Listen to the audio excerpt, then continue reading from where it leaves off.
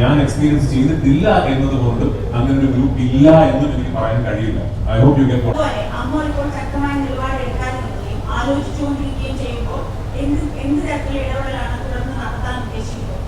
എന്ത് നിലപാടാണ് എന്റേതെന്ന് ഞാൻ വ്യക്തമാക്കിയാലും ഇല്ലെങ്കിലും എന്റെ നിയന്ത്രണത്തിലുള്ളത് എന്താണ്? എന്റെ ഇമ്മീഡിയറ്റ് എനിക്ക് ചുറ്റുമുള്ള എന്റെ വർക്ക് സ്പേസ് ആണ്.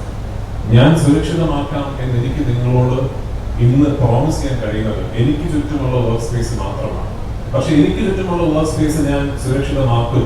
അതിനപ്പുറത്തേക്ക് ഞാൻ ഇതിലൊന്നും ഇൻവോൾവ് ആകില്ല എന്ന് പറയുന്നത് തീരുന്നതല്ല ഞാൻ ഉൾപ്പെടെയുള്ള ആൾക്കാരുടെ ഉത്തരവാദിത്വം.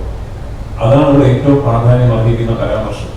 ഞാനിതിലില്ല എന്ന് സ്ഥാപിക്കുന്നിടത്ത് തീരുന്നില്ല എന്റെയോ നിങ്ങളുടെ ഉത്തരവാദിത്വം.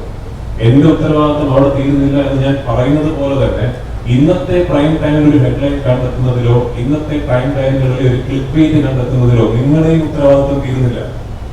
നമ്മൾ രണ്ടുപേരും ഇതിൽ ഈക്വലി ഇൻവെസ്റ്റഡ് ആകണം, അല്ലേ? അങ്ങനെയല്ലേ വേണ്ടത്?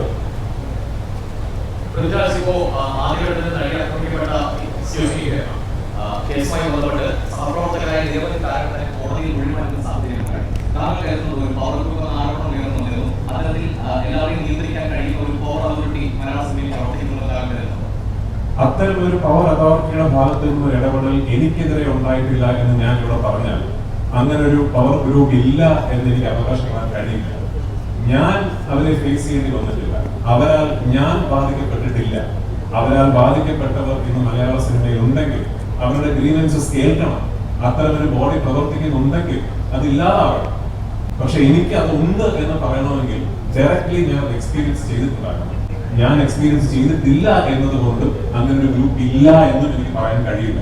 I hope you get what I മീൻ.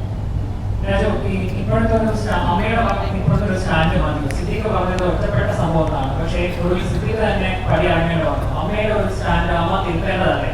ആണെന്ന് ഞാൻ ഇപ്പോൾ പറഞ്ഞല്ലോ. തീർച്ചയായിട്ടും ശക്തമായ ഇടപെടലും നടപടികളും അമ്മ സംഘടനയുടെ ഭാഗത്തു നിന്നും ഉണ്ടാകേണ്ടത് തന്നെയാണ്.